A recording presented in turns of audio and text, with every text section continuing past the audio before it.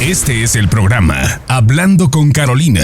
Nos acompaña la invitada especial, Carolina Antonini, con los temas de inmigración más relevantes.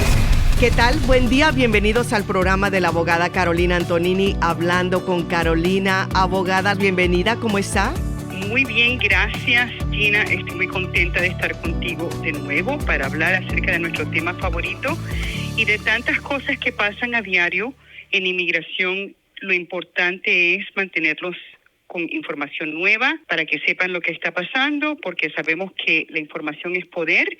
Y entonces estoy súper agradecida, Gina, de tenerme en este programa para poder hablar acerca de todo esto. Abogada, ¿cuánto tiempo tiene siendo abogada de inmigración? Siendo abogada de inmigración tengo 30 años. Antes de esto, yo trabajaba con la comunidad latina de todas maneras, porque yo era trabajadora social y coordinaba programas para agencias de caridad católicas. Trabajé en lo que se llamaba Servicios Sociales Católicos y lo que se llama todavía la Organización de San Vicente de Paul, donde tuve muy buena oportunidad en ambas agencias de ayudar a nuestra comunidad. Eso significa que yo llevo como 40 años. Increíble, abogada. Pero me veo muy joven. No, está jovencita, abogada. Lo importante es esa experiencia, ¿verdad? Que solamente se obtiene pues a través de los años. Abogada, ¿qué ha visto usted en estos 30 o 40 años de diferencia en lo que se refiere a inmigración? Sí, los cambios son absolutamente drásticos. En números, en volumen, cuando yo empecé a trabajar con la comunidad latina en Georgia, habíamos pocas personas que trabajamos con la comunidad latina. Es más, cuando yo empecé a hacer este trabajo, yo tuve muchas situaciones donde, por ejemplo, las ambulancias, la policía, los hospitales me llamaban, no por medio de mi trabajo, sino porque sabían que yo trabajaba para caridades católicas, hablaba español, podía ayudar a la comunidad. Y había muchas veces que a las 2 de la mañana la policía me tocaba la puerta, sí. o la ambulancia, o recibía llamadas y me sentí como si estuviera yo operando mi trabajo normal y también un cuarto de emergencia, ¿verdad? Increíble. Porque había tan poquitas personas. También, si yo iba a la corte con algún tipo de cliente para acompañar, para apoyar o lo que sea, inmediatamente los jueces me decían, ¡ay, tú hablas español! Sí. Entonces, hacía un poco de todo con la comunidad latina. No había mucha asistencia, no había mucho consejero, no había mucho abogado. Por supuesto, ahora estamos hablando de que hay intérpretes profesionales, hay traductores profesionales, asistencia mental profesional, hay muchos abogados latinos, hay jueces latinos. Entonces, claro, la expansión de servicios es muy grande. Cuando yo empecé también la actividad de inmigración, que antes se llamaba la ENES, era mucho más medida. Tú sabes, había muchas redadas de compañías o de lugares en grande, pero no había afán por arrestar de persona a persona. Las únicas personas que nosotros en realidad teníamos por programas, por cárceles, etcétera, eran las personas que tenían felonías. Y el enfoque era mucho más en beneficio o arrestos en masa. Y también pues había muchos derechos en la corte y se respetaba eso mucho. Tú sabes, después de eso esto ha cambiado mucho porque depende de la administración, qué tanto anti-inmigrante o pro-inmigrante está el sistema. Y se ha puesto bien extremo. Ese péndulo que va de un lado al otro se ha puesto súper extremo. Y estos años, casi 2 años que tenemos ahora con Trump, han sido los 2 años más peores que hemos tenido desde 1857. Wow. Entonces muchos cambios, pero mi comunidad sigue siendo bella, sigue siendo trabajadora, sigue aportando tanto. El estado de Georgia se ha beneficiado inmensamente por nosotros y tristemente su consideración hacia nosotros, nuestro valor y nuestra contribución no es suficiente para comparar todo lo que nosotros hemos hecho por este estado. Absolutamente, y aún así contribuyendo, pues seguimos enfrentando situaciones, especialmente en lo que es inmigración.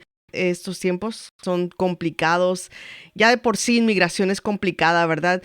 Pero déjeme preguntarle acerca de abogados, porque usted mencionó que ahora también ya existen más abogados, hablan español, hablan inglés, hablan de todo, ¿verdad? Hoy es más difícil simplemente elegir cómo o quién puede llevar mi caso o a dónde voy para que me ayuden. Y muchas veces, pues, no vamos a los lugares correctos. ¿Cuál sería la sugerencia número 1 que usted le daría a la persona que está buscando ayuda para un caso de inmigración? Ok, para mí lo más importante es entender la diferencia entre ir con un abogado con experiencia y ir con un preparador o un notario o alguien que le está ofreciendo un servicio legal, pero no es con un abogado. Yo entiendo que no todos los abogados son iguales. Yo entiendo nosotros en nuestra profesión, igual que cualquier otra profesión, hay buenos dentistas, hay malos dentistas, hay dentistas que hacen su trabajo bien, hay dentistas careros. Entonces, yo entiendo como en cualquier profesión, pero vamos a hablar genéricamente acerca de la comparación de un abogado a un preparador. Yo entiendo por qué las personas van con un preparador. Un preparador es más barato. Pero tú sabes el dicho de que tú recibes lo que pagas. Y el problema con un preparador es que un preparador no es abogado. No puede hacer decisiones estratégicas. Y las decisiones estratégicas son las partes de un caso que te matan, hacen que tú ganas. Si es verdad, de vez en cuando un notario, por suerte, por buena suerte o por cualquier cosa, puede hacer algo y puede ganar. Pero eso no es a propósito, eso es suerte. Y cuando tú hablas acerca de ser inmigrante en un país y la necesidad migratoria, y tú dices, yo no voy a pagar a un abogado de inmigración, yo no le voy a pagar a esta abogada $4,000, un notario me va a cobrar $1,000. Yo quiero que tú entiendas la consecuencia de eso. Es que con esos $1,000 que le está pagando el notario, te puede matar el caso y que no hay nada más importante en tu vida como inmigrante que arreglar tu caso migratorio. Porque este es el punto. Si tú eres deportado, si lo que el notario hizo para ti te causó daño y tú eres deportado, los $3,000 que te guardaste son $3,000 que utilizaste para comprar tu deportación. Y cuando yo te digo a ti que yo en mi oficina constantemente veo personas que están en una peor situación por un notario, no te estoy exagerando. Cuando digo constantemente, te digo que no hay ni siquiera una semana en mis 30 años que yo he pasado cuando yo no he visto que el haber elegido irse por lo barato o por lo fácil le costó a una persona tanto o todo. Últimamente es tu tiempo, es tu dinero, es tu decisión, pero por favor, primero infórmate. ¿Quién es un buen abogado? ¿Quién hace su trabajo bien? ¿Quién tiene una buena reputación? ¿Quién sabe acerca de este caso? A mínimo, tú tienes que tener una consulta con un abogado de buena reputación que sabe lo que está haciendo, a mínimo, para que por lo menos cuando tú elijas qué hacer con tu caso, tu elección sea una elección inteligente. Y una elección inteligente cuando se trata de inmigración sería llamarle a la abogada Carolina Antonini por su buena reputación, por su vasta experiencia y profesionalismo. Así que por favor le voy a pedir, abogada, que nos dé la información de su oficina para las personas que necesiten, que anden buscando, que necesiten elegir a un buen abogado. Sí, con gusto. Nosotros ofrecemos consultas en persona, por video o por teléfono. O sea, no hay excusa porque puede ser en persona, video o teléfono. Para hacer esa consulta tienes que llamar al 678-956-8600. Déjame darte el número de nuevo. 678-956-8600. Mi oficina está sobre la calle Buford Highway, 2751 de la Buford Highway. Estamos en un edificio que está directamente cruzando la calle de las oficinas de la Asociación Latinoamericana, la cual mucha gente conoce aquí. Sí. Y toda esta información tú puedes obtenerla en mi página, la cual es hablandoconcarolina.com. Muy bien, gracias, abogada. Abogada, ¿ha habido cambios relacionados con DACA últimamente? Me encanta que estás haciendo esta pregunta porque no ha habido cambio obvio. Y sin embargo, lo que está pasando ahorita es tan crítico para los DACAs que yo quiero que los DACAs me presten atención. Si tú tienes DACA o si tu hijo o tu hija tiene DACA o tu pareja, etcétera, presta atención a esto. No ha cambiado nada específicamente, pero el gobierno ha cambiado ciertos componentes de su proceso, los cuales pueden culminar que un DACA sea deportado. Y déjame decirte cómo lo han hecho. Lo primero es que ellos han determinado de que a los DACAs los van a someter a una búsqueda o una inspección más profunda.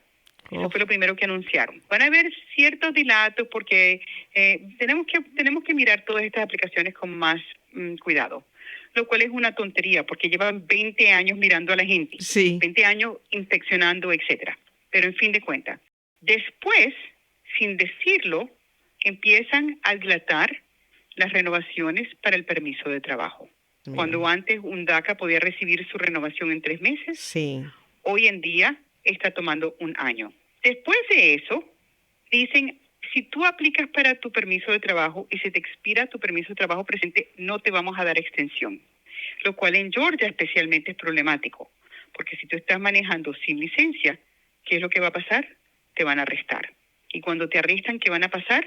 Te van a pasar con ICE. Y la gente dice, bueno, me pasa con ICE, ¿qué importa? Tengo DACA. Y aquí está el cuarto componente de esta serie. La Corte de Apelación de Inmigración dijo que simplemente porque tú tienes DACA, ellos no van a parar tu caso de deportación. Uf. Y la Corte de Apelación dijo, tu protección de DACA no te protege contra detener una orden de deportación. Por lo tanto, nosotros podemos ponerte en proceso de deportación, hacer tu juicio y ordenar tu deportación. Lo único que DACA hace es parar que físicamente te deportemos. Y con estas 4 cosas, lo que hace inmigración es alinear a la persona a una situación donde los permisos están tratando tanto, maneja sin licencia, es arrestado, es puesto en proceso de deportación, pierde su caso de deportación, ordenan deportado y los pasan de una persona que nunca tenía deportación a una persona que está básicamente al lado de la puerta para ser sacado en el primer momento que inmigración pueda. A manipular el sistema para poner a la persona que está de este lado mucho más cerca de la frontera. ¿Cómo se puede preparar entonces uno para evitar ese tipo de, por ejemplo, de una deportación o simplemente estar esperando un permiso de trabajo y no llega? Me encanta que me preguntaste esto porque este es el punto de mi explicación. DACA, que no está renovando su permiso de DACA por lo menos 1 año antes, es tonto. Si sabemos que tu permiso de trabajo se va a expirar y sabemos que el DACA se está tomando meses, tú tienes que renovar tu DACA, lo cual es el DACA y el permiso de trabajo 1 año antes. ¿Por qué? Porque tú no quieres caer en una situación donde a ti te para la policía sin licencia. Te para la policía sin licencia, te va a arrestar y te van a poner en proceso de deportación, punto y aparte. Entonces, cosa número 1, DACA que tenga aquí, que tenga su DACA a renovar por lo menos 1 año antes. Si te faltan 8 meses hoy en día en tu DACA, haz tu cita con el abogado. Si te faltan 3 meses, 6 meses, 8 meses, haz tu cita con el abogado. Si se te acaba tu DACA y tu nueva DACA no ha llegado, no manejes. No quiero oírlo, no quiero oír las excusas, no quiero oírlo, porque últimamente el tener 6 meses sin una licencia es mucho mejor que el ser deportado. Entonces, todo DACA que nos está escuchando, el DACA se renueva 1 año antes, y si no tienes 1 año, hazlo lo más pronto posible. Y si tú tienes 8 meses, pero no lo habías hecho porque tú normalmente lo haces 3 meses antes, no lo hagas así.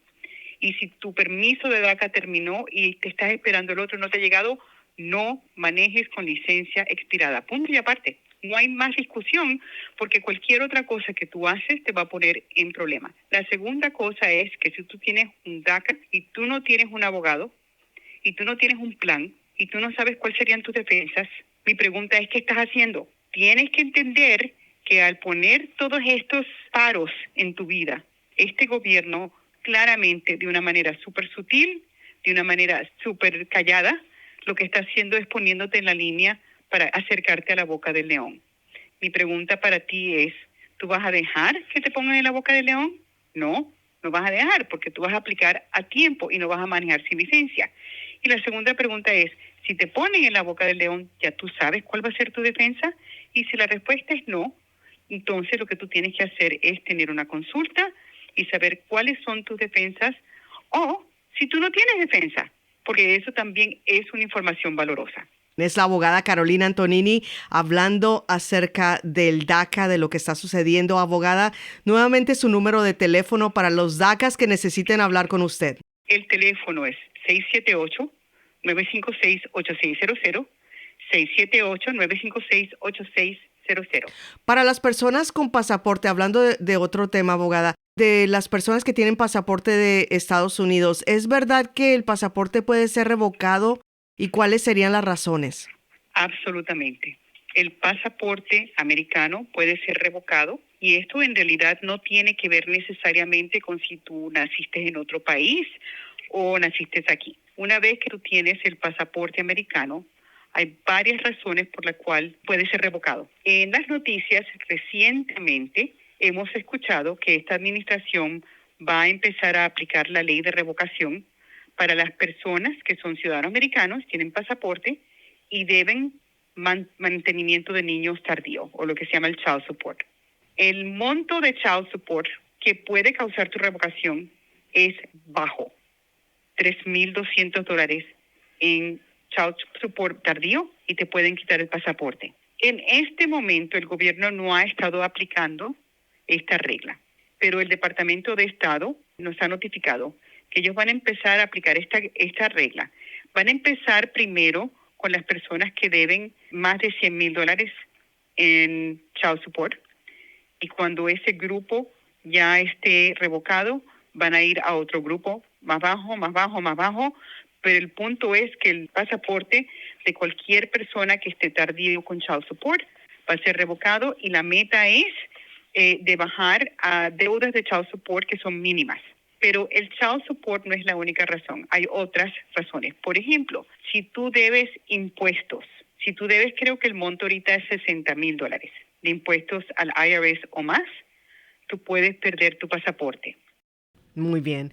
Bueno, estamos con la abogada Carolina Antonini, hablando con Carolina el día de hoy. Abogada, vamos a la siguiente parte de este programa, que son las preguntas que manda el público y que la abogada contesta en esperanza y deseo de que les ayude o les beneficie a muchas más personas. Y aquí está la primera. Mi esposo está detenido en Stewart y tuvo corte por video. Yo ingresé, pero no me permitieron entrar a la videollamada. ¿Por qué? ¿No se supone que las cortes deben ser abiertas al público? Amén a esa pregunta. Sí se supone que las cortes son abiertas. Hay una excepción, y esa excepción, las personas que no pueden estar en la corte, esa excepción tiene que ver con una persona quien pide un caso de asilo o pide que su caso sea cerrado al público, o personas quienes van a ser testigos o quienes son testigos en la audiencia final. Esas personas pueden ser excluidas de la corte, pero la corte es abierta. Tenemos un gran problema ahorita, el cual estamos alistando para litigar, y ese problema es que de repente los jueces de inmigración han decidido que van a cerrar la corte para propósitos de personas en línea. Entonces, eso significa que si tienes un esposo, por ejemplo, en Stewart, y tú quieres ir a su corte, y tú no vas a ser excluida porque tú no estás atestiguando, tú tienes que ir en persona para poder atender la corte, para que te dejen entrar, al menos de que tú tengas permiso explícito de la corte permitiéndote que acceses el internet, vas a tener que ir en persona. Pero la respuesta es sí, esto tiene que ser un foro público, y nosotros estamos súper enojados que ahora las personas que quieren visualizar, quieren ver, quieren estar presentes para estas cortes, no pueden simplemente anexarse al video, como el enlace del video, como lo está haciendo todos los que están en la corte, porque no hay una diferencia entre estar en persona y estar en video, particularmente si la corte y todo es virtual. Y estamos preparando una demanda porque esta corte tiene que tener acceso público. Los jueces, particularmente en Georgia, han negado el acceso público en línea a la persona quien quiere estar presente y quiere ver. Abogada, la siguiente dice, mi caso en la corte fue cerrado administrativamente y luego me enteré de que volvieron a ponerlo en el calendario. La notificación fue enviada a mi antigua abogada, no pudo localizarme ella porque me mudé y no le di la información de contacto. La pregunta es, ¿puedo ser deportada si nunca recibí la notificación y cómo se puede arreglar eso? Entonces, sí, esto es una lección triste que vas a aprender por no dar tu cambio de dirección. El no dar tu cambio de dirección es tu responsabilidad.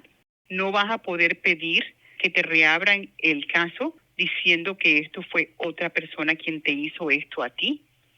Y es trágico, porque ahora o tú vas a tener que hablar con el abogado acerca de qué puedes hacer para continuar tu caso a pesar de que tienes esa orden de deportación, o si hay la posibilidad de hacer una moción de reapertura. El haberte salvado 5 minutos de haber informado tu cambio de dirección en el pasado te va a costar miles y miles de dólares, y hay la posibilidad de que no lo puedas arreglar y que vayas a tener que pagar las consecuencias de no haber dado el cambio de dirección, y algunas veces pagar esas consecuencias es difícil.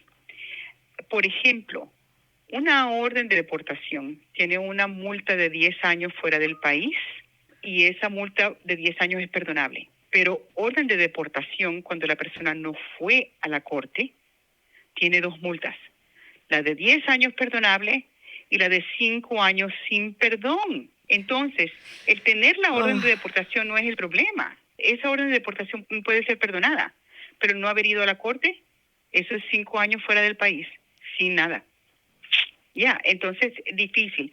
Si tú tienes un caso de corte y fue puesto a dormir, tú tienes que comunicarte con un abogado, así sea el abogado previo o uno nuevo, y tú tienes que asegurarte que la corte sabe cuál es tu dirección, que la corte sabe si tienes o no tienes abogado, para que en un futuro tú puedas recibir tus notificaciones, alguien sepa comunicarse contigo y tú no te veas en la misma situación que esta pobre persona tiene, donde tiene ahora una orden de deportación y muy pocas posibilidades de abrirlas, porque la culpa fue de ellos por no haber dado cambio de dirección.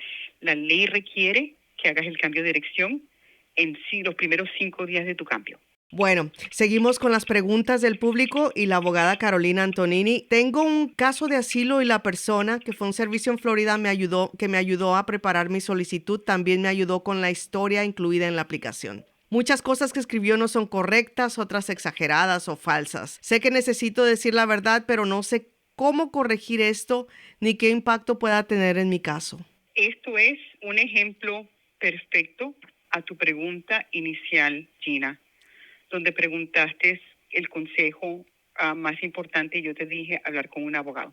El problema que yo estoy viendo de la cantidad de gente quien fue con un preparador o con un programa o con una oficina de supuestos paralegales, no abogados, quienes tienen un caso de asilo bien decente, pero esa persona les convenció o lo hizo sin su permiso, exagerar o mentir en la aplicación de asilo. Y la persona se dejó llevar o no lo supo o no fue responsable, no leyó la aplicación antes de hacerlo, y ahora esa persona que te ayudó a hacer el caso de asilo te mató. Porque el mentir en una aplicación de asilo puede causar tu deportación por vida. El someter una aplicación de asilo que tiene mentiras materiales, sustanciales, causa una barra que se llama la barra de asilo frívolo. Y esa barra es una multa donde por vida tú no puedes arreglar. Esto es importante porque, ¿y por qué un notario haría eso? ¿Y por qué un abogado no? Porque si un abogado miente en una aplicación para ti, un abogado puede perder su licencia. Y si yo pierdo mi licencia, ya yo no puedo ser abogada. Un abogado tiene que perder. Un notario no tiene que perder. Todo lo que hace es cambiar el website, cambiar el nombre y para adelante. Uh-huh. ¿Por qué? Porque él no tiene a nadie quien contestarle. Entonces, si tú mentiste de tu aplicación de asilo, tú tienes que hablar con un abogado para poder, número 1, corregir eso, remediarlo antes de que te mate y entender que las consecuencias son fuertes. Si tú hoy en día estás trabajando con alguien para someter tu aplicación de asilo y esa persona te está dando el consejo de que pon más, esto no es suficiente, tienes que decir esto, pero está bien si exageras, no le hagas caso. Esa persona lo que quiere es dinero. Lo que quiere es hacerte pensar a ti que te están ayudando, pero en realidad lo que están haciendo es que se están salvando ellos de que en un futuro no te vayas a quejar, porque ellos saben que si tú mientes y sabes que mentiste, cometiste el crimen junto a ellos y que probablemente no vas a declarar que cometiste el crimen porque te vas a prejuiciar. El criminal siempre quiere que tú lo ayudes y que tus manos también estén sucias, porque esa es la manera que el criminal se protege contra de ser acusado. Muy bien, estamos con la abogada Carolina Antonini. Seguimos con las preguntas. No recibí mi permiso de trabajo. UCIS dice que lo enviaron por correo, pero no hay prueba postal. ¿Cuál es la forma más rápida de resolver esto? Entonces, el permiso de trabajo que tú supuestamente recibes, pero no recibes, Sí. es un problema muy grande, al cual en realidad nada más hay una solución, y eso es volver a aplicar. Ay, no. Honestamente, yo tengo un cliente que está tan enojado conmigo que me ha gritado y me ha dicho de todo, porque el pobre señor aplicó para su permiso a tiempo, aplicamos para su permiso a tiempo. El sistema dice que le mandaron la tarjeta, pero no puso el tracking number, lo cual ellos siempre tienen. Por lo tanto, nosotros no lo recibimos, no tenemos manera de pelearle a la oficina postal, Sí. la oficina postal no lo tiene, y el UCIS no lo reemplaza porque nadie se lo regresó. Tú sabes, el UCIS piensa que cuando mandan algo, si llega a la casa equivocada, que la persona de la casa equivocada va a tomar el tiempo de ponerlo en el correo y regresárselo a UCIS. Y la realidad es esta. Lo que yo pienso que ocurre es que UCIS en el sistema dice que lo mandó, pero alguien en UCIS no lo mandó. ¿Por qué? Porque si no hay comprobante de correo que lo mandaste, uno sospecha. La manera de corregir esto es volver a aplicar. Y mi pobre ex cliente, porque ya me despidió, mi pobre ex cliente se enojó tanto de que yo le dije, estás persiguiendo fantasmas. Ese permiso se perdió. UCIS dijo que ya te lo mandó, la oficina postal te dice que ellos no lo tienen, tú no lo recibiste, yo no lo recibí. Ese permiso de trabajo, en mi opinión, o nunca fue mandado, a pesar de lo que dice el sistema, o fue mandado y fue recibido en una casa equivocada, y la persona quien lo recibió nunca hizo lo correcto y se lo regresó a UCIS. Por favor, aplica de nuevo. Y es la única solución. Y mi ex cliente no quiso, está muy enojado conmigo, es culpa mía, bla, bla, bla. Y yo entiendo la frustración, no me estoy riendo de él, yo entiendo la frustración de él, pero desafortunadamente tu abogado no puede hacer nada con fantasmas. Y esto es básicamente lo que es. Deja de pedirle a tu abogado que haga milagros. Nosotros somos abogados, nosotros no somos santos. Sí. ¿Okay? Si UCIS no te mandó el permiso, o si te lo mandó y se perdió, y tú no lo recibiste, y tu abogado no lo recibió, y UCIS no se lo regresaron, vuelve benditamente a aplicar para ese permiso, porque el permiso desaparecido nunca va a aparecer. Hazte un gran favor y acepta la realidad, no persigas fantasmas y vuelve a aplicar para ese permiso. Claro, es como si estuviera uno hablando con UCIS frente a una piedra, ¿verdad? O sea, por más que uno diga cualquier cosa, a ellos no les importa.